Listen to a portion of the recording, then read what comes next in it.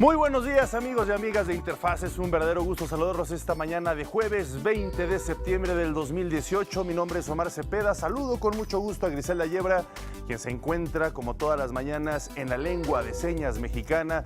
Nos permite comunicarnos también con todos ustedes. Muy importante, por supuesto, incluir todas las personas que nos ven en estos momentos, que entiendan este importante diálogo sobre el sector educativo en nuestro país, importante no solo en México, sino en cualquier sociedad. Acompáñenos, temas muy interesantes. Ayer se llevó a cabo este simulacro, por supuesto, bajo la tristeza del recuerdo de lo que pasó hace un año y también en 1985. No hay que olvidar aquel terremoto que prácticamente ya ninguna generación vivió en Colima en 1932, donde también hubo una intensidad muy fuerte de un terremoto que generó bastantes daños.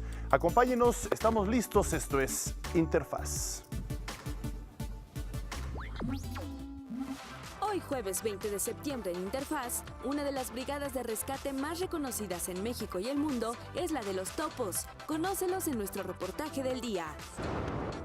Los desastres naturales son parte de la naturaleza en nuestro planeta. Es nuestra responsabilidad aprender a reaccionar ante ellos. El Instituto Politécnico Nacional crea el Centro Interdisciplinario de Investigaciones y Estudios sobre Medio Ambiente y Desarrollo, CIEMAD. Conoce la labor de la Escuela Nacional de Protección Civil en una interesante entrevista. Es jueves de Rebotando Ideas con Mauricio Huesca, consejero del Instituto Electoral de la Ciudad de México, con quien hablaremos de la Constitución Política y el primer Congreso de la Ciudad de México. En nuestra sección Una mirada a la cultura conoceremos el Laboratorio de Inmersión y Realidades Mixtas. Una de las bibliotecas más bonitas de nuestro país, la Biblioteca Vasconcelos, organiza el Círculo de Lectura de Vuelta a Hogwarts sobre el famoso mago adolescente Harry Potter. El arte tiene diferentes maneras para disfrutarse, como es el caso de bocetos para una videoinstalación, acto interactivo entre la danza y lo audiovisual. Tenemos una nota para que lo conozcas. Ana Cristina Olvera nos manda su reportaje desde Colombia sobre el Encuentro Internacional de TV Morfosis, Entender la Televisión Actual. Y en el estudio, nuestro compañero Luis Gavino nos presenta un homenaje a Juan José Arreola.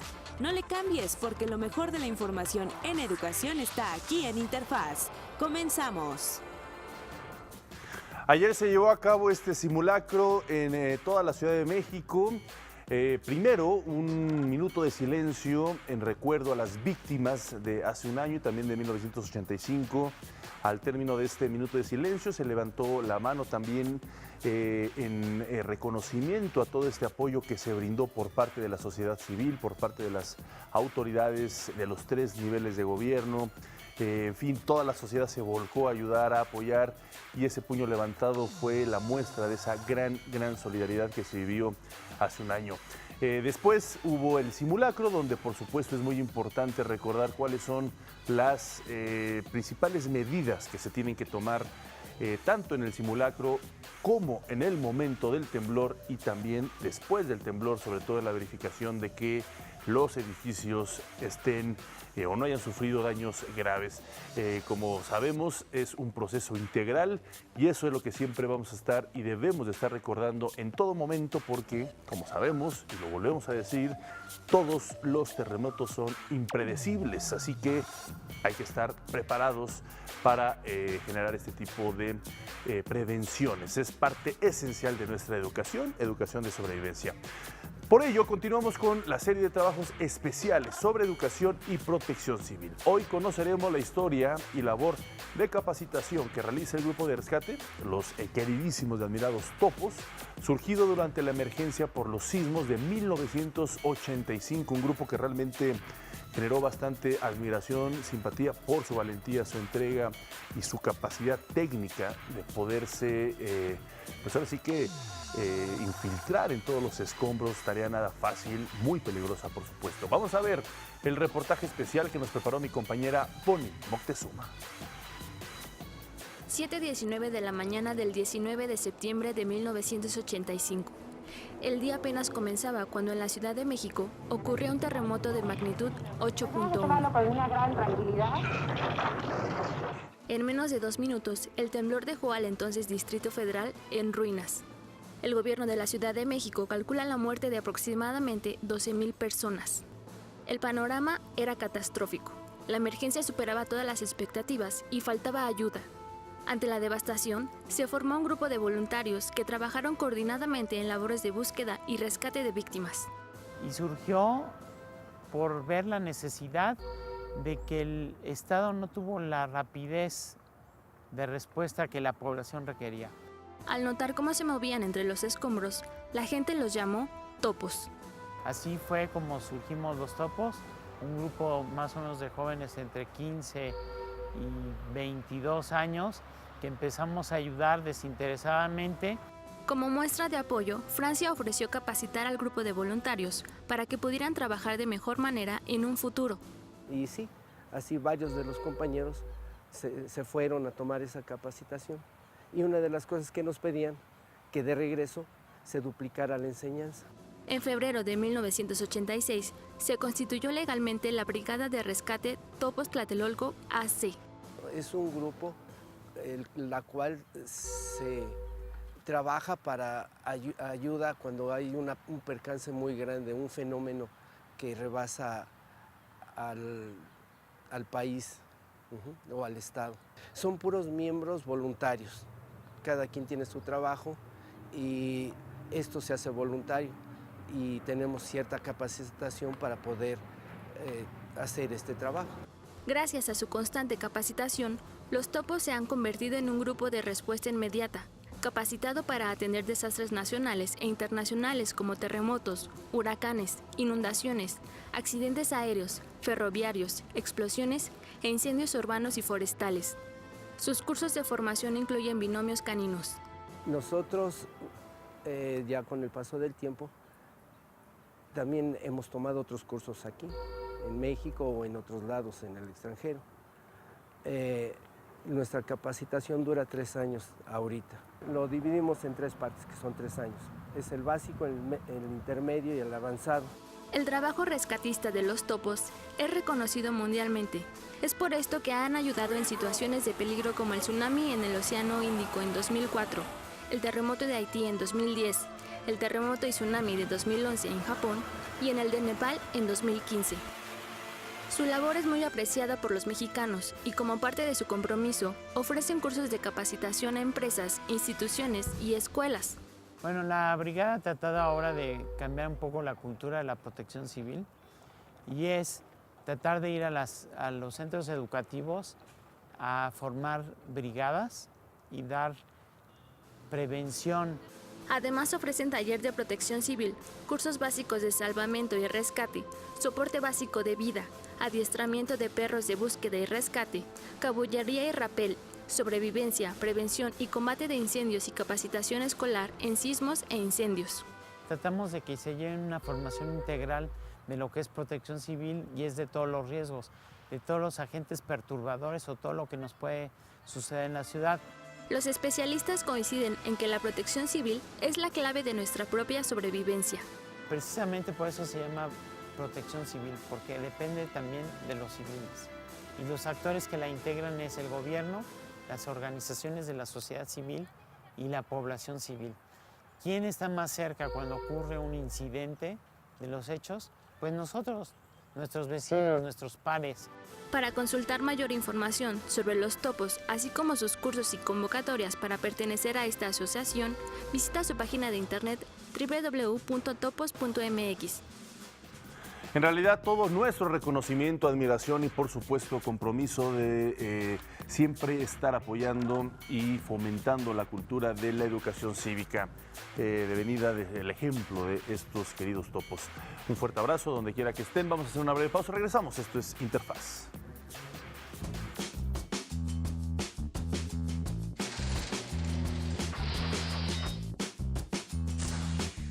En 1970 muere en la Ciudad de México Arturo Rosenbluth, director del Centro de Investigaciones y Estudios Avanzados del Instituto Politécnico Nacional.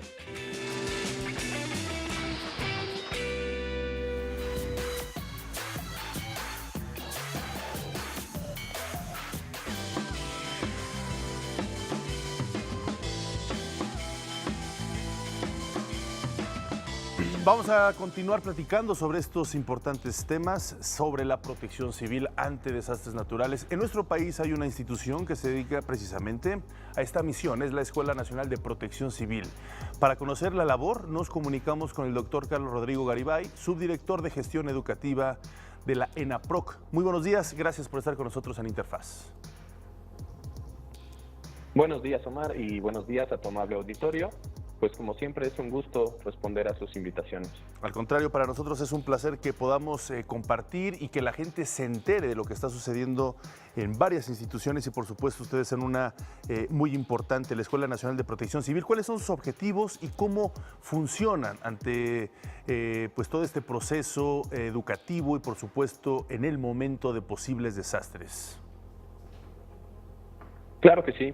La Escuela Nacional de Protección Civil, alojada dentro del Centro Nacional de Prevención de Desastres, es una institución educativa que ha centrado sus esfuerzos en educación a distancia mayormente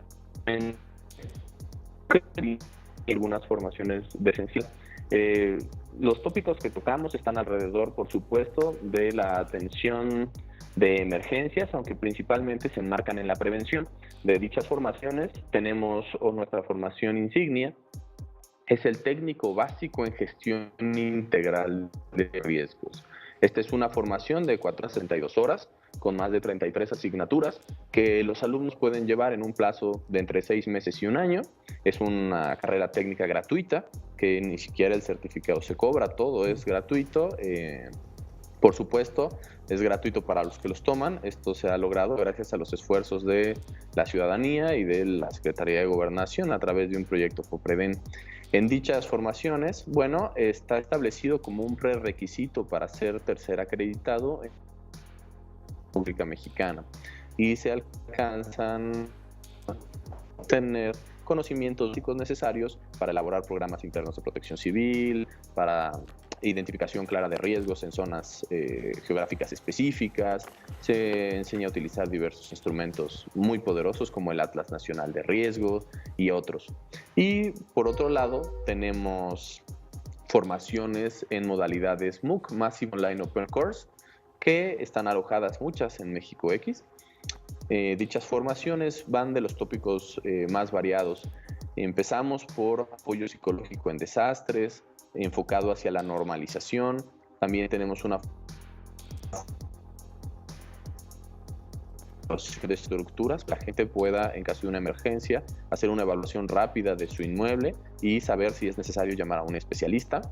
Y bueno, tenemos otra clase de formaciones alrededor del análisis y la gestión de riesgos, didáctica para la enseñanza de estas materias.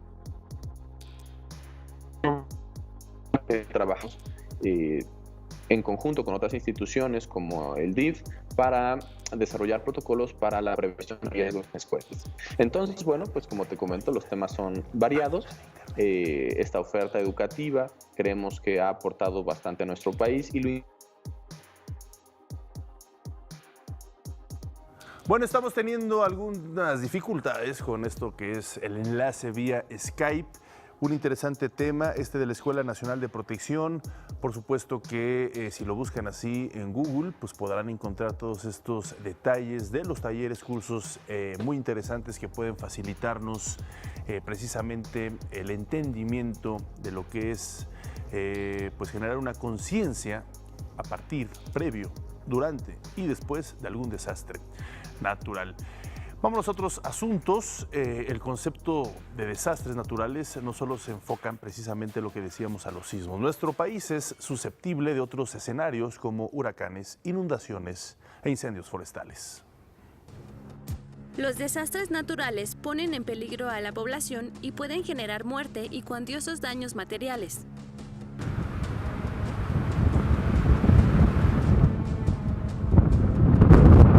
Los naturales tenemos diferentes tipos, que van desde los geológicos, como son los problemas de tipo volcánico, erupciones volcánicas. Tenemos el volcán Popocatépetl, tenemos terremotos.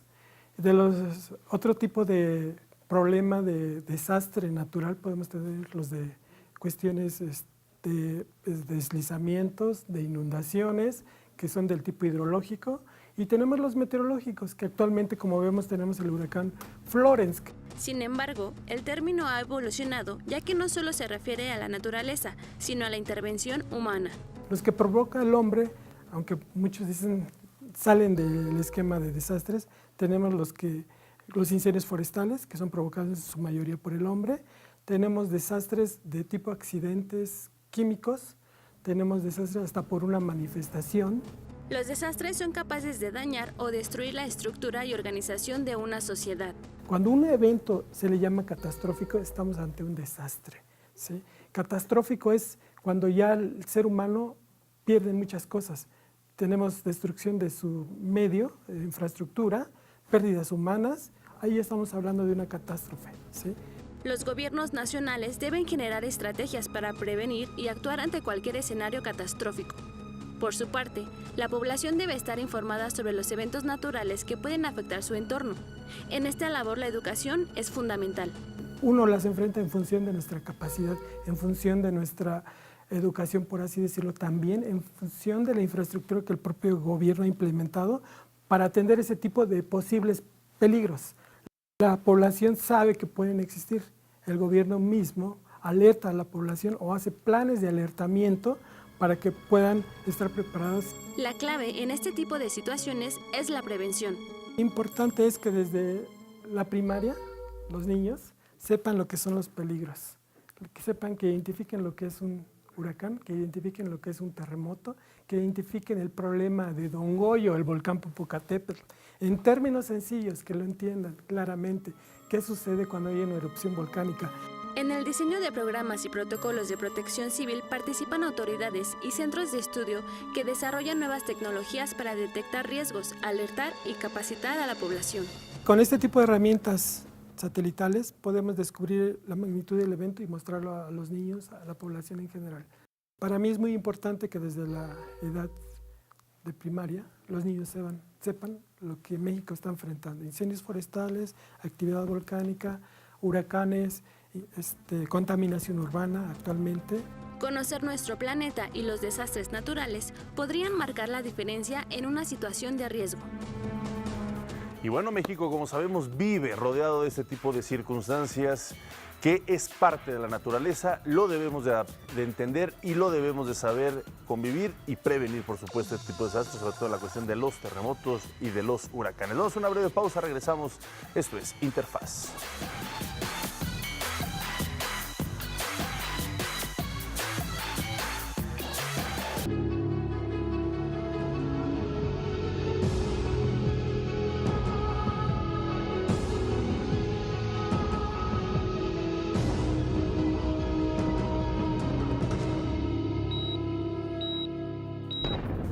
Tema clave que también se le ha dado amplio seguimiento en la sociedad civil y en la opinión pública es precisamente cómo se ha desarrollado la reconstrucción de las escuelas que sufrieron afectaciones importantes hace un año, en el 2017.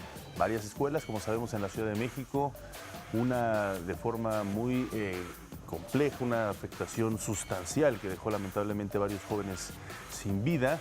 El colegio Rebsamen, bueno, pues generó mucha conmoción en la sociedad mexicana. Ana Luisa Guerrero, reportera, generadora de información de la Agencia Informativa de Educación de México, se encuentra a mi lado. ¿Cómo estás, Ana Luisa? ¿Qué tal? Muy buenos días, Omar. Buenos días al auditorio. Pues en efecto, a un año del sismo podemos ver que ha habido reconstrucción de las escuelas, se ha trabajado intensamente. El ciclo escolar actual empezó con solo 45 escuelas que no retomaron actividades. Significa que la mayoría, el 100% de los alumnos regresaron a clases de manera continua, pero solo 45 escuelas no han sido rehabilitadas. Esto por diversos factores. ¿Y esto tanto público como privadas? Solamente del sector público. Correcto. Muy bien, pues, ¿qué te parece si vemos este trabajo para que veamos de qué se trata? El sismo del 19 de septiembre de 2017 dejó estragos lamentables en estados del centro y el sureste del país. En la Ciudad de México, diversos inmuebles sufrieron afectaciones, entre ellos escuelas de educación básica. A un año del lamentable suceso, solo 45 de las 1.901 escuelas públicas de la capital del país no han normalizado clases debido a que se encuentran en labores de reconstrucción. La comunidad de estas escuelas representa el 1.6% de la matrícula escolar, una población que toma clases en otros planteles o en aulas móviles. De estas escuelas que siguen en proceso de reconstrucción, están garantizados los recursos y serán entregados de manera paulatina para que en junio de 2019 ya operen con normalidad, explicó el titular de la Autoridad Educativa Federal en la Ciudad de México, Luis Ignacio Sánchez Gómez. En todas las escuelas, en todos los planteles, están asignadas las constructoras y los responsables de la terminación de las obras. Todas tienen provisionados los recursos. Los trabajos en estas instalaciones no han podido concluir debido a varios factores. Algunas escuelas están ubicadas en terrenos a los que se siguen haciendo estudios especializados de geofísica. Se les están renivelando los pilotes o se está dando mantenimiento a los sistemas estructurales para reforzar las instalaciones. Además de que algunas están cerca de inmuebles o estructuras colindantes no seguras, o bien están a la espera de los permisos de otras autoridades, destacó Luis Fernando Domínguez, director del Instituto Nacional para la Infraestructura Física Educativa. Tenemos varios planteles catalogados por el INA o el INBA, en donde estamos ya en espera en los últimos detalles de tener las autorizaciones para las personas que certificadamente por ellos pueden realizar los trabajos. Recordemos que el INE y el INBA desean, y es su atribución, preservar las condiciones de patrimonio histórico que tienen cada una de estas edificaciones. Las autoridades educativas y del INIFED adelantaron que realizan un atlas de riesgo de inmuebles escolares en las delegaciones Iztapalapa, Xochimilco, Tláhuac, Milpa Alta, Benito Juárez y Cuauhtémoc que puedan representar algún riesgo ante un movimiento sísmico, el cual entregarán a las próximas autoridades federales y locales a fin de que se tomen las previsiones necesarias. En esas 6 delegaciones estamos haciendo un levantamiento puntual de ver cuáles son las condiciones exactas de estos inmuebles. Vamos a armarlo ya con el nuevo reglamento de construcción de la Ciudad de México para ver cuáles son las condiciones de estos inmuebles para que al cierre de la administración, tanto el señor secretario de Educación Pública como el jefe de gobierno puedan entregar, digamos, ese documento a las próximas administraciones. En la capital del país, 1.142 escuelas tuvieron daños menores, por lo que correspondió a las comunidades escolares revisarlas, y para su reparación se les dotó de entre 50 y 100 mil pesos. En tanto que 750 sufrieron daños moderados a severos de diversa índole y han sido atendidas tanto por autoridades federales como locales. Creo que es algo interesante que se tocó aquí, Ana Luisa, es el punto de por qué no estas 45 escuelas, que dentro de, pues obviamente la gran cantidad de escuelas públicas que existen en la Ciudad de México, pues es un número menor, además de que los estudiantes sí lograron utilizar escuelas o aulas alternas para continuar con sus clases y como dices tú, o como lo dijiste antes de este reportaje, prácticamente el 100% de alumnos estar ya estudiando. Pero sí es importante subrayar por qué no se pudo concluir con estas 45 escuelas. Bueno, de lo que se trata es que la SEP ha destinado completamente todos los recursos. No han podido ser reconstruidas porque estas escuelas se encuentran en suelos donde todavía se están realizando estudios de geofísica. Esto significa que el suelo pues no tiene las condiciones adecuadas y ahí no pueden hacer mucho porque pueden levantarla, pero si el suelo es inestable, de poco serviría. Sí, y que no afecta exclusivamente a la escuela, sino es todo un territorio. Exacto. Con varios edificios, ¿no? Exacto. Otro caso es que están cerca de edificios que están siendo resguardados por el INA o por el INBA y hasta que no haya una autorización de estas autoridades para que se sigan la reconstrucción, pues ahí no se puede avanzar, no es trabajo de la SEP.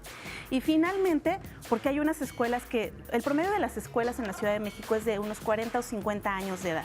Esto significa que, pues bueno, ya son un poco viejas, y entonces se quiere reforzar la estructura con pilotos, con estructuras metálicas para reforzarlas. Entonces es un trabajo que se está haciendo bien y se están entregando en forma. Claro, es una estrategia fundamental esto de reconstruir, en principio, las escuelas que sufrieron daños o que se encuentran en estos momentos en funciones, como decía Ana Luisa, desde una perspectiva integral y, por supuesto, generar una nueva normativa para que las construcciones de futuras escuelas, a partir de ya, tengan unos requisitos indispensables para proteger, por supuesto, la integridad de todos los jóvenes ante posibles temblores, que, como lo decíamos, Ana, mientras se daba el reportaje, pues sabemos que los terremotos van a seguir existiendo, son impredecibles y nunca sabremos en qué momento pueden aparecer, y que, como lo decíamos, hay escuelas que desde jóvenes, niños, están ya utilizando estos simulacros y una conciencia muy adecuada y muy integral. Sí, ante cualquier situación hay que estar prevenidos y creo que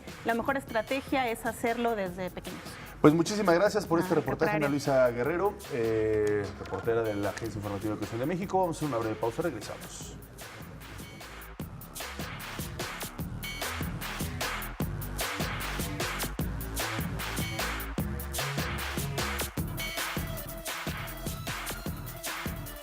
Y durante los desastres naturales, el ejército mexicano pone en marcha el plan DN3E.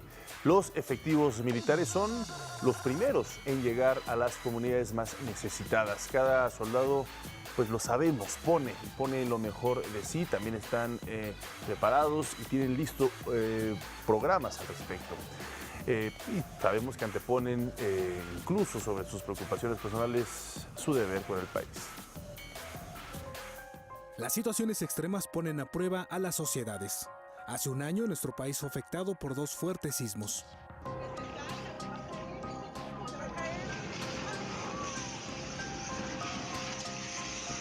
El primero, el 7 de septiembre, con una magnitud de 8.2, afectó principalmente el sur del país. El segundo, de 7.1, devastó varias zonas de Morelos, Puebla y la Ciudad de México. Los sismos, la reacción y atención de la emergencia exigieron el compromiso, servicio, valor y sacrificio de toda la sociedad. En lo que toca a las Fuerzas Armadas, la activación del plan DN3E convocó a hombres y mujeres que, si bien trabajaban en sus labores diarias, estaban listos para apoyar a la población justo cuando más lo necesitaba. Estaba dando consulta en ese momento cuando sentí que me jalaron la silla para atrás y dije, ¿qué está pasando? De inmediato se conjugan todas las fuerzas, el comandante del campo militar toma el mando y entonces empieza a concentrar a todo el personal necesario para salir, pero como les digo, previo a esto debe de haber una evaluación de qué fue lo que se dañó, cuál es el alcance del desastre, cuál es la magnitud, cuál es la necesidad de atención que se requiere. Fueron jornadas largas y horas sin descanso, trabajo especializado que es fruto de una preparación profesional de excelencia en el sistema educativo militar. En el caso de las unidades caninas, la preparación académica dura 1 año y medio, en donde reciben cursos de distintas disciplinas para encaminar su perfil a una de las 5 especializaciones. En este proceso de educación militar, el siguiente paso es convertirse en instructor de nuevas generaciones de manejadores de perros. La preparación es constante y requiere, entre otras habilidades, de una gran paciencia y convivencia con los perros que son asignados a cada manejador. Pasta es una perrita especializada en búsqueda y rescate y, como cualquier oficial del ejército, recibió una instrucción especializada. El primer contacto es precisamente con su compañero. En este caso, para inicios de un perro de búsqueda y rescate, a la primera persona que tiene que localizar el perro es a mí.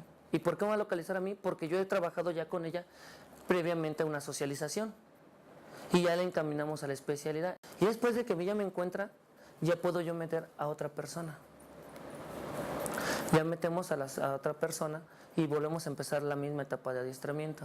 Estas unidades caninas de búsqueda realizaron una labor muy importante. Las primeras horas después de un desastre son quizá las más críticas, pues cada segundo es vital para ubicar a personas con vida.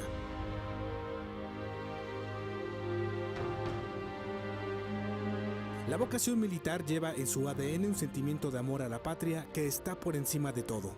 Nosotros pues refrendamos nuestro compromiso día a día de servir a nuestro país. Sin embargo, pues sí, muy difícil porque en este sismo a mí el pasado me tocó la pérdida de un hermano y me tocó estar en las 2 situaciones, ¿no? Como parte de este proceso y como parte de los damnificados. En el multifamiliar de Tlalpan fui a rescatar a mi hermano ahí, como a los 3 días lo pudieron encontrar. Entonces sí, muy difícil, pero ya que uno está del otro lado, reconoce cuál es la labor que ellos hacen, porque finalmente fueron los que ayudaron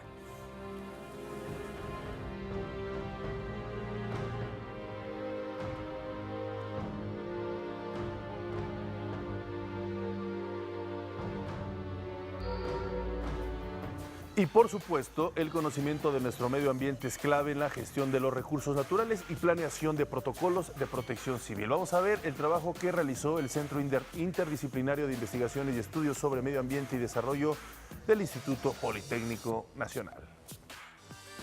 Con el propósito de realizar investigación, difusión y servicios en beneficio del medio ambiente, el Instituto Politécnico Nacional creó el Centro Interdisciplinario de Investigaciones y Estudios sobre Medio Ambiente y Desarrollo, CIEMAT. Es un centro interdisciplinario, el cual atiende principalmente los problemas que existen en materia de medio ambiente, no solamente en México, sino que ahora en el entorno global. Atender problemas como la deforestación, las sequías, lo que estamos viviendo ahorita, la contaminación en el medio ambiente. Se estableció en 1996 y sus principales objetivos son mantener al Politécnico en estructura, equipo moderno y recursos para poder formar recursos humanos que aporten conocimientos científicos a las problemáticas ambientales que vivimos día a día. Precisamente en atender este tipo de problemas, buscando encontrar instituciones que atiendan problemas en cuestión de logística, de implementación de nuevas tecnologías que pudieran dar respuesta a estos problemas. Actualmente ha formado un grupo interdisciplinario de investigadores que tratan precisamente de responder a esas preguntas. En el CIEMAT se realizan procesos educativos a nivel posgrado de investigación, difusión y servicios enfocados al medio ambiente y desarrollo sustentable. Su función específica como tal es formar recursos, es diseñar estrategias que puedan asimilar los nuevos investigadores que hay a través de programas de enseñanza, de maestría y de doctorado. El personal del centro está encargado de resolver problemas ambientales como la generación diaria de basura, territoriales, de biociencia y en la generación de biocombustible. Gran parte de su equipo está conformado por personal proveniente de India, España, Francia y de instituciones como la Universidad Nacional Autónoma de México, del Sistema Nacional de Investigadores y, por supuesto, egresados del Instituto Politécnico Nacional.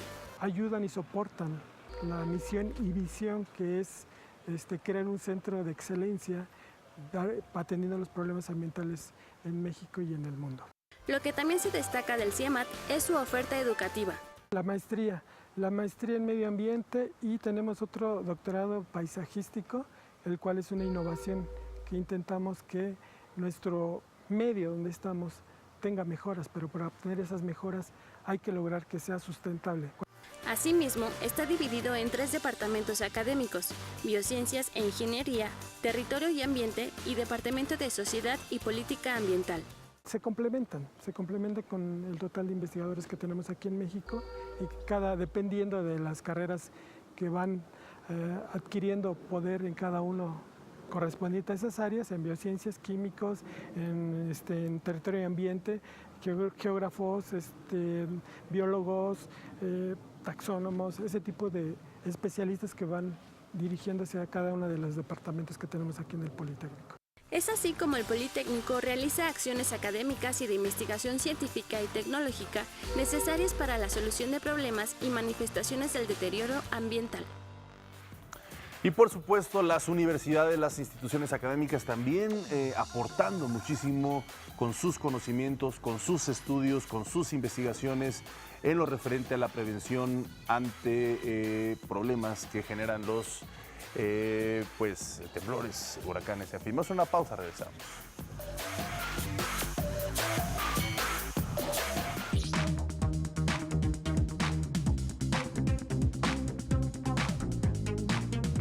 Bueno, hoy es jueves de Rebotando Ideas y es un placer, como siempre, que esté con nosotros el consejero Mauricio Huesca, consejero del Instituto Electoral de la Ciudad de México.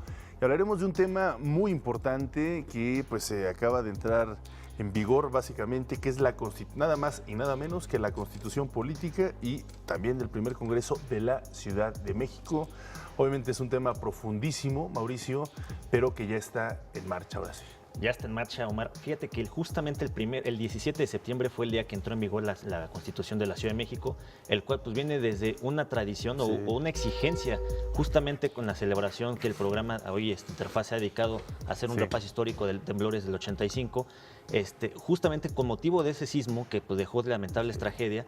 En el 86 se reactivó toda esta necesidad de tener mecanismos de inclusión a la ciudadanía de revisión de políticas públicas, y fue cuando justamente nace la primera asamblea de representantes del entonces departamento del Distrito Federal, lo cual fue evolucionando las exigencias después en el 93, el 96, ya cuando se crean ya por primera vez por voto representantes del jefe de gobierno, las delegaciones, y ahorita con la Constitución ya puesta en marcha, que ya cambia todo nuestro sistema político hacia una modalidad de alcaldías y un Congreso de la Ciudad de México totalmente con nuevas facultades, Omar.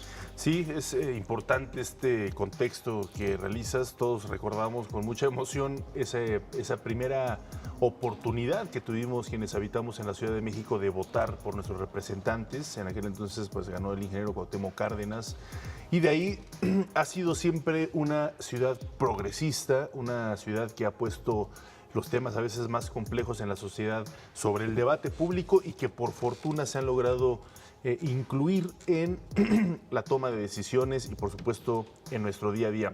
Te pregunto, ¿en qué nos va a beneficiar esta nueva constitución política? ¿Cuáles son los puntos centrales que tú consideras que van a aportar a la mejora de pues, nuestra convivencia diaria de todos los capitalinos? Sin duda alguna, uno de los temas fundamentales y que se ha venido pues, ya viendo en los años en los que ya ha habido democratización y procesos democráticos en esta ciudad es la inclusión de diversos grupos. Grupos mujeres, grupos minoritarios de pueblos y barrios originarios, grupos de jóvenes. Déjame, te comento, por ejemplo, Omar, que para esta integración, la Ciudad de México de manera natural, de 33 diputados que tenía que votar en sus casillas, votó por 16 mujeres y 17 hombres. Eso ya habla de una ciudad en la que sí quiere inclusión de todos los grupos, una ciudad en la cual ya quedó integrada al menos con jóvenes, de 14% de jóvenes en el Congreso de la Ciudad de México. Estamos hablando que de las 16 alcaldías, 4 son integradas ya por mujeres, las siguientes por hombres, una jefa de gobierno mujer, desde luego, y tenemos también en las alcaldías cerca de 7.5, el Congreso 7.5 representación de jóvenes también. Entonces, vamos a ir abarcando espacios en los cuales, pues no solamente este sector, sino también grupos indígenas, grupos pertenecientes a la comunidad LGBTI, vayan generando inmersión en estos espacios de tomas de decisiones para contribuir a una construcción de ciudadanía plural e incluyente. El tema de las alcaldías también creo que es un tema importante de tocar. ¿Cuáles son los ajustes, los cambios pues que beneficiarán? Porque quiero pensar que ante esta nueva constitución todo va a ser hacia algo mejor de lo que estábamos. Sin duda alguna esperamos que sea así. Un tema fundamental de las alcaldías y que la ciudadanía debe conocer es que va a existir una figura que se le conoce la silla ciudadana.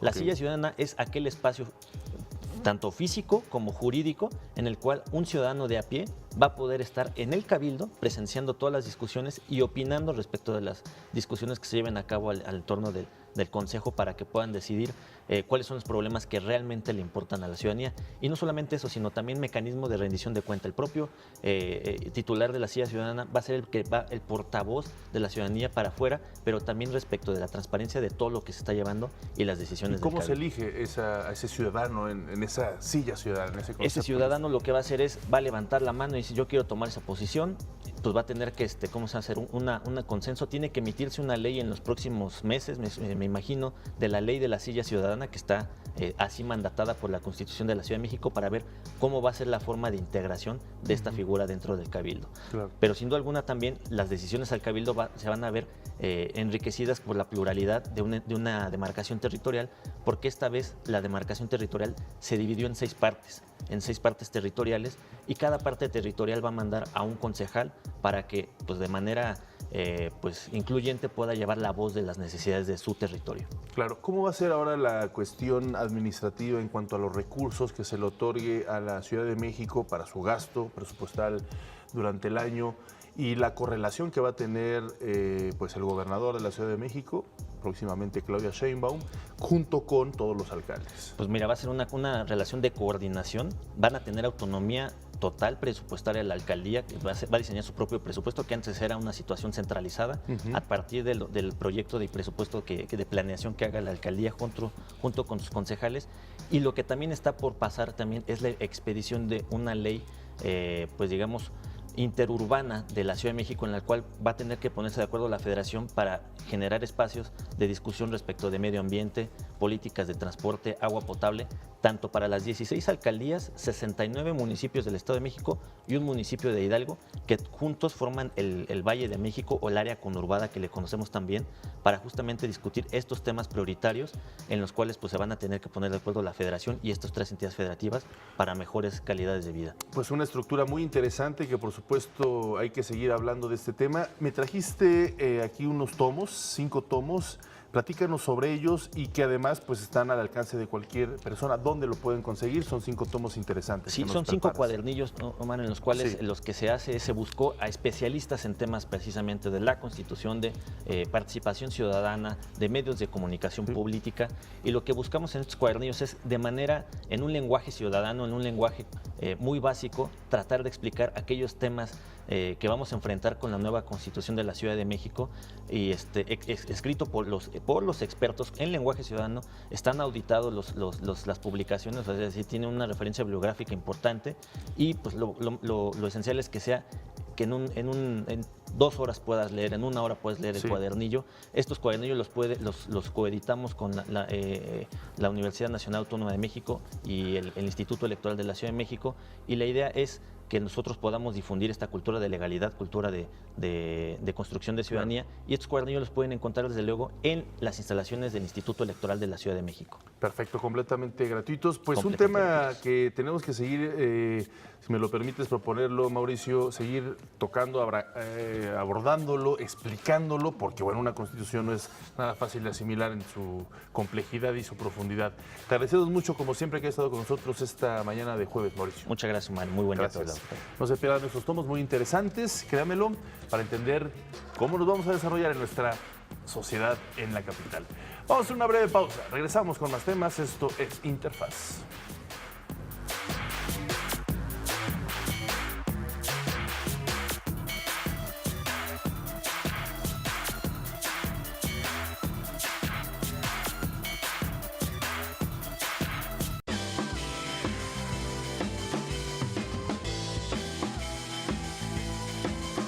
Y hoy en nuestra sección, una mirada a la cultura, vamos a hablar de un tema muy interesante, pues por supuesto que tiene que ver con las tecnologías, con este futuro que ya nos alcanzó y la nueva forma pues, de vivir el arte o muchas perspectivas emocionales. En fin, ya hablaremos en estos momentos. Por ello nos acompaña en el estudio Roberto Cabezas.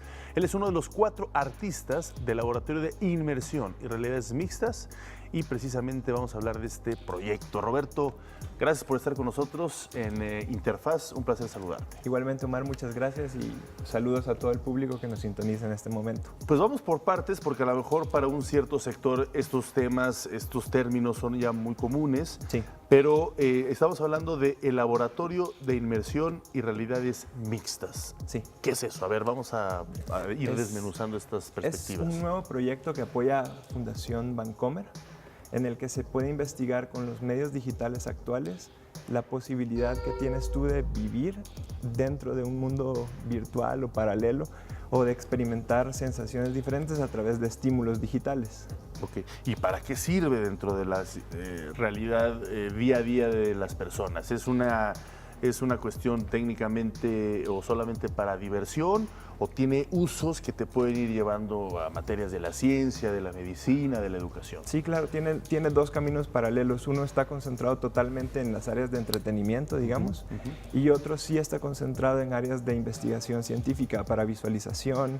En la industria automotriz se usa muchísimo ahorita la visualización a través de realidad aumentada, para experimentar cómo un material puede tener, por ejemplo, puntos de tensión, experiencia de usuario, qué se siente sí estar en un prototipo, cómo tu cuerpo experimenta esos nuevos prototipos. Entonces tiene esas 2 vertientes que se tratan de llevar de la mano, digamos, en los desarrollos actuales. Correcto. Entonces, platícanos, cuando dices un laboratorio de inmersión, ¿qué significado tiene la palabra inmersión?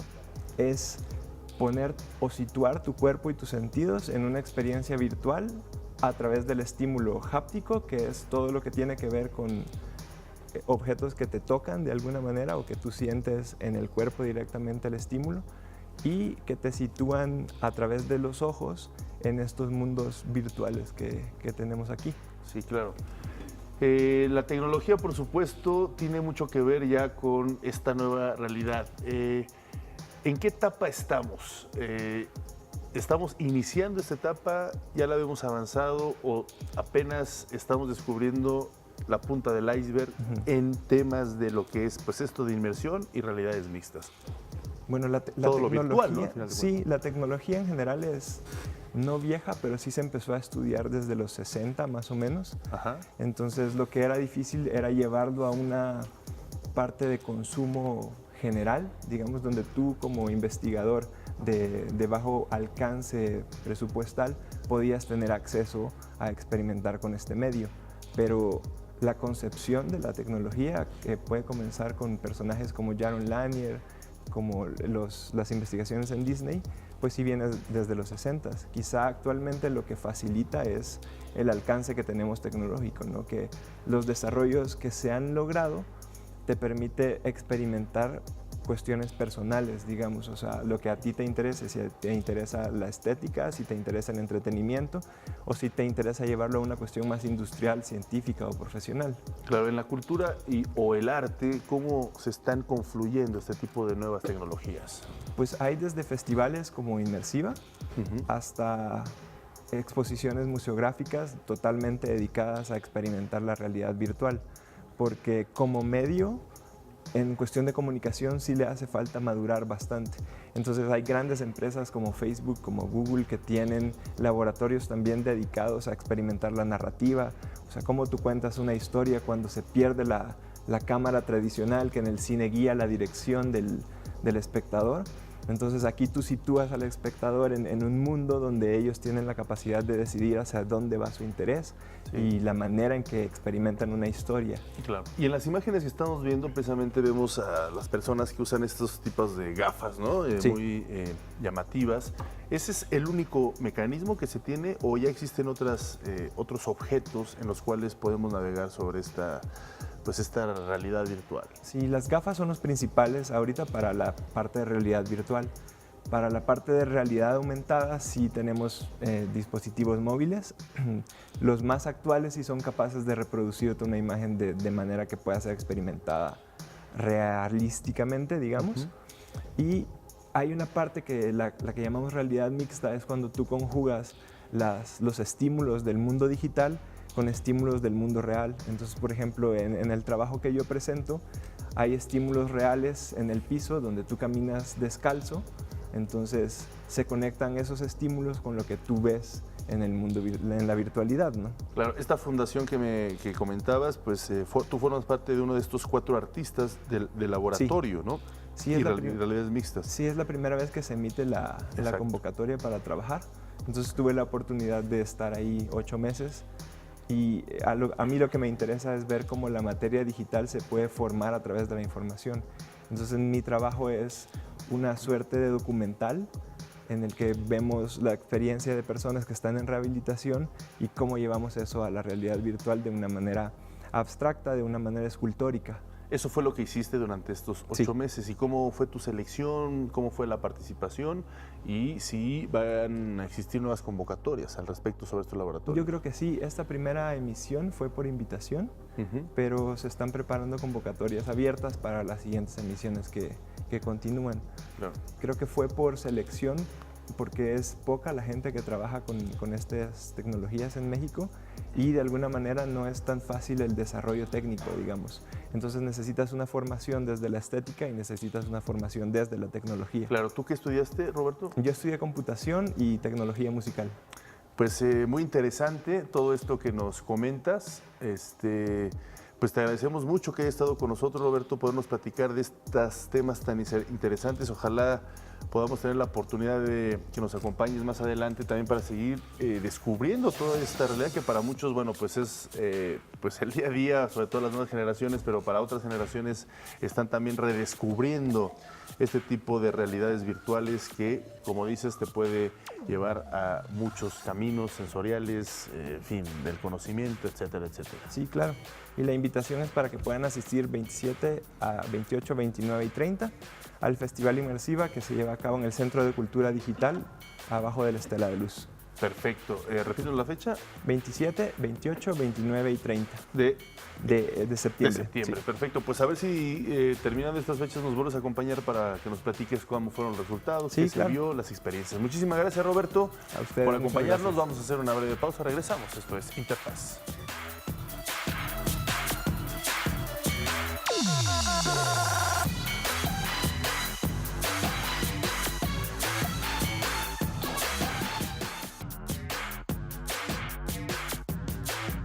Y ya lo decíamos, mi compañera Ana Cristina Olvera se encuentra en Colombia participando en un interesante evento de televisiones públicas, contenidos de interés científico, y precisamente nos enlazamos hasta allá y está en el Encuentro Internacional de TV Morfosis, Entender la Televisión Actual. Ana Cristina, muy buenos días, es un placer saludarte hasta Colombia. Omar, amigos de la Agencia Informativa de Educación de México y también de Interfaz, estoy muy feliz de saludarlos esta mañana desde la ciudad de Cali, en Colombia. Estoy aquí con motivo de TV Morfosis. Esta es la 6ª edición que se hace aquí en Colombia y es la edición número 23 a nivel internacional. TV Morfosis, como bien saben, es el evento organizado por la Asociación de las Televisiones Educativas y Culturales Iberoamericanas. Y bueno, en esta edición cuenta con más de 40 especialistas, alrededor de 12 temáticas diferentes en ponencias y también talleres que se van a estar desarrollando a lo largo de este 20 y 21 de septiembre aquí en Cali, Colombia. Alrededor de las 2 de la tarde será la inauguración de este evento, pero bueno, dentro de unos pocos minutos van a empezar las actividades con interesantes talleres y diferentes ponencias. Tuvimos oportunidad de platicar con Germán Pérez, gerente del canal universitario Zoom de Colombia, y esto fue lo que nos dijo sobre esta 6ª edición de TV Morfosis en la ciudad de Cali. Gracias, esta es una edición muy especial porque confluyen ya en la segunda reunión del año y con las próximas 2 que tendremos, que finalizaremos en Guadalajara, los temas de la expansión de las narrativas audiovisuales. Con una ocasión muy especial porque en nuestro país, con el nuevo gobierno, hay un impulso a las industrias culturales y a las industrias naranjas. No porque antes no lo hubiera, sino porque se ratifica el compromiso del señor presidente y de la agenda del país en trabajar por impulsar estas industrias culturales. De allí la importancia que reflexionemos desde los productores, desde las casas, desde los canales, desde la academia y lo más importante, de las audiencias, que son las que día a día ya producen contenidos. Vamos a tener una agenda de análisis, de reflexión, de discusión sobre las temáticas que rodean el día a día y el quehacer de la producción de contenidos, la planeación, el diseño, la gestión, la pre, la pro, la postproducción, el trabajo del guión, los storyline, el trabajo de gestión, el trabajo de coproducción, todo el trabajo de mercadeo, de distribución, de divulgación y exhibición de los mismos.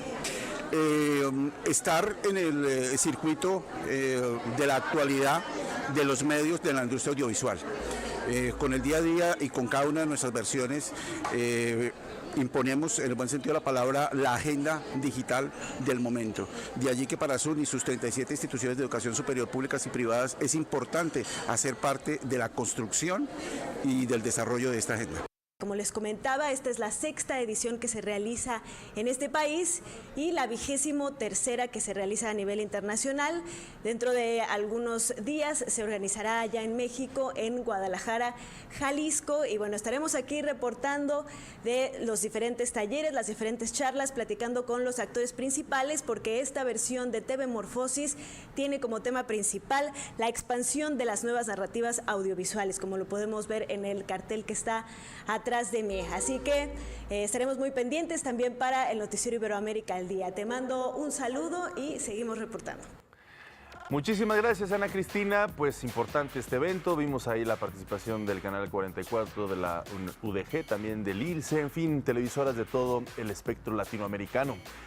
Vamos a otros asuntos. Mañana les tendremos, por supuesto, más detalles de estos coloquios y participaciones. Ana Cristina tendrá una participación especial, por supuesto, allá en Colombia, en Cali, en TV Morfosis.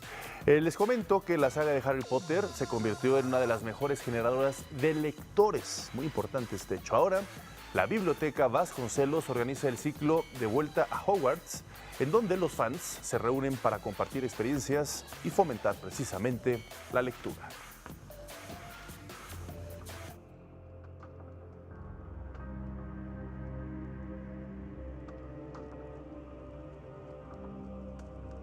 Los círculos de lectura son espacios donde, además de poder analizar una obra literaria, los lectores pueden conocer a otros que comparten su amor por las letras.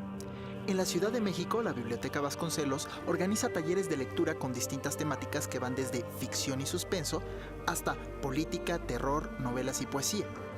En esta ocasión fue turno para los fanáticos de la literatura fantástica. Lo que Harry encontraba más raro en casa de Ron, sin embargo, no era el espejo parlante ni el espíritu que hacía ruidos, sino el hecho de que ahí, al parecer, todos lo querían. A partir del 1 de septiembre, bajo el nombre De Vuelta a Hogwarts, se lleva a cabo el círculo de lectura de Harry Potter. Bueno, vamos leyendo los libros y venimos aquí a comentarlo. Ya se supone que uno trae leído el libro y los comentamos, leemos algunas partes, exponemos como nuestras ideas. Cada sábado a las 11 de la mañana se dan reunión en una sala de Vasconcelos para abordar un libro de la saga del Joven Mago. Con más de 450 millones de copias vendidas, esta historia se ha convertido en un agente promotor de la literatura infantil y juvenil a nivel mundial. Fue de los primeros libros que leí así completos. Yo empecé a los 6 años más o menos a leerlo. Harry Potter. Sí. ¿Qué podrías decir tú cómo cambió tu vida? Pues a mí me hizo descubrir el amor por la lectura, por otros mundos, por la fantasía y pues desarrollar mucho mi creatividad. Fue como una especie de resurgimiento de la literatura de fantasía para niños y jóvenes y creó toda una comunidad. O sea, unió muchísimo a las personas de todo el mundo. Creo que no había habido un fenómeno tan grande, no sé, en mucho tiempo, de tantas personas de todas las edades sintiendo amor por una historia y siguiéndola a través de tantos años. El fenómeno literario incluso dio origen a lecturas multitudinarias y el lanzamiento a medianoche de sus libros, que eran esperados por miles de personas en todo el mundo.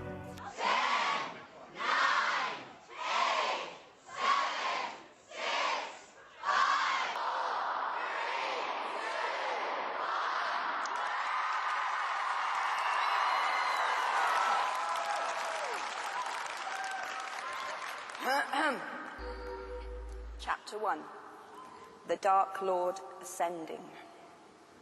La obra, traducida en 77 idiomas y publicada en más de 200 países, marcó a los lectores y también a la educación. Esta historia ha cobrado tal importancia en la educación que es retomada en clases de educación básica. Más aún, diversas universidades le han abierto un espacio en sus planes de estudio, colocando la historia del joven mago al mismo nivel que obras clásicas como Orgullo y Prejuicio de Jane Austen o Grandes Esperanzas de Charles Dickens. Desde antes me gustaba mucho leer, pero con Harry Potter encontré algo que no había encontrado antes. Encontré personajes que pues, me gustaron muchísimo, que me identifiqué con algunos y pues no sé, o sea, fue como entrar a un mundo mágico que me atrapó completamente.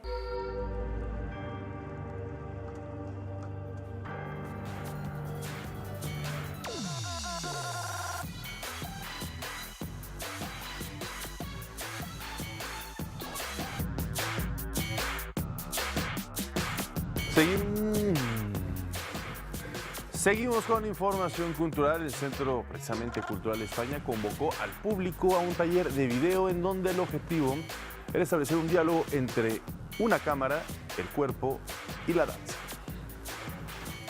Miguel Jara, realizador multidisciplinario y explorador del video experimental, impartió en el Centro Cultural España el taller Ojo Portal Ven Aquí. Matemático de formación, se basó en el trabajo artístico de La Ribot, bailarina y coreógrafa madrileña, cuya obra de las últimas décadas gira en torno al cuerpo como operador, para crear junto con sus alumnos una propuesta en la que el video y la danza se fundieran en un solo espectáculo. Hay cuestiones de videodanza que se enfocan en que participe el ritmo, el cuerpo, en que, por ejemplo, el espectador tenga una sensación de un dinamismo que se puede generar desde distintas fuentes, ¿no? Puede ser desde la edición, puede ser desde el uso de distintas texturas, puede ser desde filmar a alguien que está bailando, ¿no? Diego rescata de entre las variantes de la videodanza aquella de la ribot, en la que, por ejemplo, el bailarín filma y crea simultáneamente una coreografía a partir de su interacción con la cámara. El cuerpo pues atraviesa, ¿no? la obra de la ribot, y ella pues justo se ejecuta en términos de performance, de danza, pues principalmente ella es una investigadora de la danza, pero también artes plásticas un poco, y pues en estos proyectos que pues son de hace ya varios años, pues está explorando el video. Un formato en el que los diálogos se expresan con el cuerpo y la narrativa se hila rítmicamente. Que si hay un diálogo corporal, hay un diálogo de como unos códigos, ¿no? De repente en que un bailarín mira a otro a lo lejos, o se encuentran, o están como en una posición de enfrentamiento, o están en una cuestión, es decir, si hay algo así, pero no diálogo hablado, digamos. Un taller en el que Diego, más que enseñar, buscó compartir experiencias. Nuestro objetivo era ojalá animar a personas que estuvieran interesadas en la producción de danza, bailarines, bailarinas, coreógrafos, gente que hace arte de performance, arte de acción. Ideando los instrumentos que les facilitan manipular y controlar la cámara mientras se mueven con ella. En el taller estamos tratando de animar a la gente a utilizar los recursos que tienen. Los alumnos tuvieron en este taller la oportunidad de conocer lo que otros realizadores han creado, además de materializar sus propias ideas. Y bueno, Betsy Pecanins dejó un amplio legado no solo musical. Su hija ha recopilado una serie de grabados, serigrafías y acuarelas que formaron parte de la colección de la cantante y ahora son mostradas al público. El blues mexicano no podría ser lo que es sin ella. Well, I'm tore down. I'm almost level with the ground. Well, I'm tore down. I'm almost... Originaria de Estados Unidos, pero de nacionalidad mexicana, Betsy Pecanins pasó la mayor parte de su vida rodeada de arte y cultura, volviéndose, con el tiempo, dueña de una amplia colección de obras pictóricas de diversos ponentes. A casi 2 años de su partida, Tessa, hija de la reina del blues en México, presenta una selección de 25 piezas de la colección que perteneció a la Galería Pecanins. Entonces, toda esta colección de 900 piezas estaba encerrada en un cuarto. Entonces, cuando fallece mi mamá, pues a mí me toca empezar a buscar y a encontrar a alguien que me pueda ayudar, ¿no? A volver a darle la visión a toda esta obra, que fue pues un momento muy importante en la cultura, en el arte y cultura mexicanos, ¿no? Porque la Galería Pecanins es conocida por haber participado en toda la época de la ruptura. La muestra Ruptura 1 tiene como sede el taller 138, galería que busca ofrecer un panorama del arte moderno con artistas de renombre como José Luis Cuevas, Helen Escobedo y Vicente Rojo, entre otros.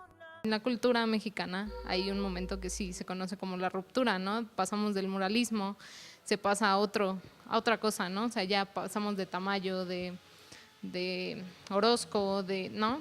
Se parte el muralismo y empieza algo más. Entonces ese momento de ruptura empiezan muchos de estos artistas con cosas diferentes aparte del muralismo. Entonces, pues muchos de los artistas que nosotros tenemos pertenecen a esa época. Al final de cuentas, Tessa, la hija de Betsy, pues nos apoyó muchísimo, es parte de este proceso. En este caso, en el caso de esta primera exposición sobre esta enorme colección, fue mucho mi gusto personal. A mí me interesaba mucho siempre, o más bien me sentía muy identificado con artistas que estuvieron en la ruptura y que pasaron en esos 50 años, ¿no?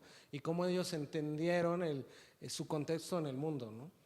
Ruptura se divide en una serie de 3 muestras. La siguiente será en diciembre y la última en 2019. En las que destacarán los grabados, serigrafías y acuarelas de diversos artistas.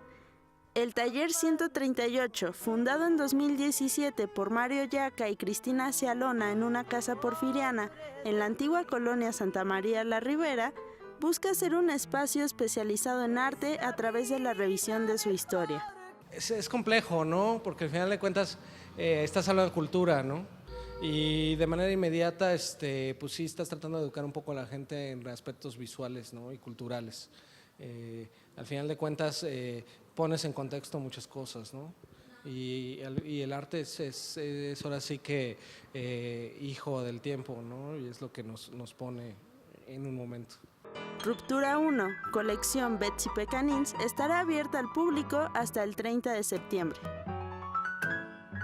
Bueno, pues se ve buenísima esta exposición, nos permitiría conocer pues esta parte íntima también de esta gran mujer que formó parte de la cultura esencial del blues mexicano, Betsy Pecanins, y por supuesto esta correlación que llevó a su conexión e interacción con el arte, principalmente el arte pictórica.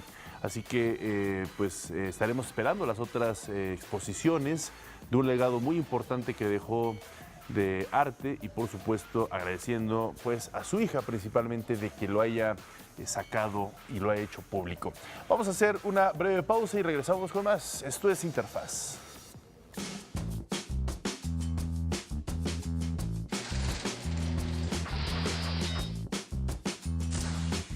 En 1946 se inaugura el Festival de Cannes, iniciado 9 años atrás por Philippe Erlanger.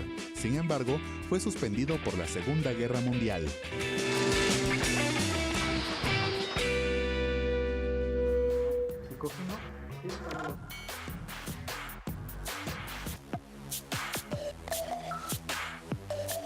Y bueno, llegamos a la parte final de Interfaz con un tema muy importante, muy relevante, que a quienes nos gusta la literatura, pues siempre estará en el centro de nuestra apreciación y gustos cuando nos referimos precisamente a este escritor jalisciense Juan José Arreola. Y bueno, Gavino, bienvenido, gracias por estar con nosotros esta mañana. Gracias, Omar, encantado de estar nuevamente aquí en este espacio de Interfaz. Y bueno, vamos a platicar sobre el centenario del natalicio de Juan José Arreola, uno de los más brillantes y más reconocidos escritores mexicanos, reconocido por su elocuencia y sobre todo su precisión al momento de escribir. Y vamos a presentar una nota de una obra de teatro que se llama La Amigala, una lectura suicida que fue escrita y dirigida por uno de sus nietos, Alonso Arreola, y que se presenta justo en el contexto del centenario del natalicio de Juan José Arreola, que se celebra precisamente el día de mañana. Y tuvimos oportunidad de platicar también con Mardonio Carballo, quien es escritor y también estudioso de las lenguas indígenas, y participa justamente en la lectura de La Amigala, una lectura suicida. Cabe mencionar que Mardonio Carballo es también, o ha sonado entre los personajes, los perfiles que suenan para integrarse en algún espacio de la Secretaría de Cultura o de Lenguas Indígenas del próximo gobierno, tema del cual no hablamos en esta ocasión, claro, sino de su participación pues en esta obra. Y pues bueno, si les parece, vamos a escuchar la nota. Adelante. 2018 marca el centenario del natalicio de Juan José Arreola, uno de los narradores más relevantes de la literatura mexicana. Y para conmemorarlo, se llevó a cabo la lectura en voz alta de la obra La Amigala, una lectura suicida, dirigida por su nieto, el músico Alonso Arreola, y en la cual participan Denis Gutiérrez, Sofía Mora y Mardonio Carballo, además del propio director y autor de la pieza basada en el cuento del escritor jalisciense.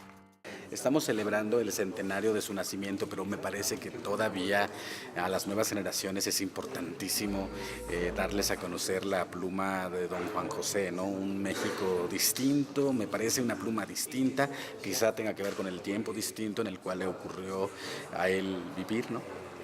Y me parece que es un hombre que todavía necesita ser revisitado para mejores glorias de su nombre.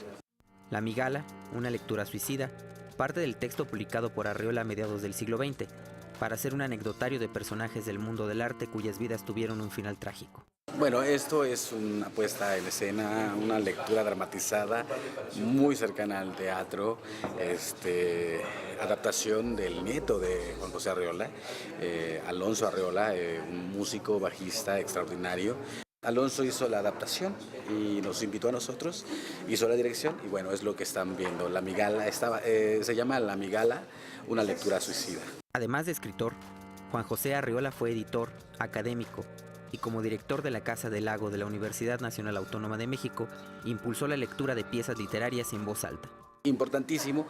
Juan José Arreola, como todo el mundo sabe, ¿no? Cuando estuvo al frente de Casa del Lago, empezó a hacer estos encuentros de grandes intelectuales en aquel momento para hacer ejercicios de poesía en voz alta, ¿no? Y sí, efectivamente, es una especie de homenaje a Juan José y a esta vida que le dio a las letras a partir de la escenificación o lectura en voz alta. Carlos Roberto Conde, de la Universidad de Lille, recuperó en el portal de la Fundación para las Letras Mexicanas una cita que Jorge Luis Borges hizo sobre la obra de Arreola para la edición del 30º aniversario de la edición Príncipe de Confabulario. En ella, Borges bosquejó una elogiosa definición de la escritura de Arreola, citada con frecuencia. Creo descreer de libre albedrío, pero si me obligaran a descifrar a Juan José Arreola en una sola palabra, que no fuera su propio nombre, y nada nos impone ese requisito, esa palabra, estoy seguro, sería libertad. Libertad de una ilimitada imaginación, regida por una lúcida inteligencia. Concluye la cita de Borges. Pues muy musical, muy literario, muy todo en este mundo pues arreoleano, ¿no? ¿Cómo decirlo en una perspectiva general? Que pues nos lleva a grandes expresiones más bien en términos de la literatura y esta magia que plasmó en su literatura. Así es, y vale mucho la pena, Omar, que quien tenga la oportunidad de ver nuevamente esta lectura, que no es una puesta en escena, sino es una lectura en voz alta, pues vaya a verla porque también conjuga el talento de Denise Gutiérrez, quien es una de las voces pues más reconocidas y sobre todo una de las voces más importantes del rock en español en los últimos años. Tiene una participación muy destacada en esta lectura en voz alta y pues bueno, la invitación es a leer a Juan José Arreola. El mejor homenaje que se le puede hacer a cualquier escritor pues es leer su obra. Sin duda alguno, y qué bien que se esté desdoblando en estas actividades artísticas para que afrontemos, disfrutemos y conozcamos mejor su literatura, una perspectiva muy rica dentro de las letras mexicanas. Efectivamente. Pues muchísimas gracias, Gabino, por esta interesante propuesta, este importante tema en este centenario de la muerte natalicio de Juan José Arreola. Gracias también a ustedes por acompañarnos. Espero que hayan disfrutado este programa educativo, cultural y por supuesto para todos ustedes. Nos vemos mañana con más temas. Esto fue Interfaz.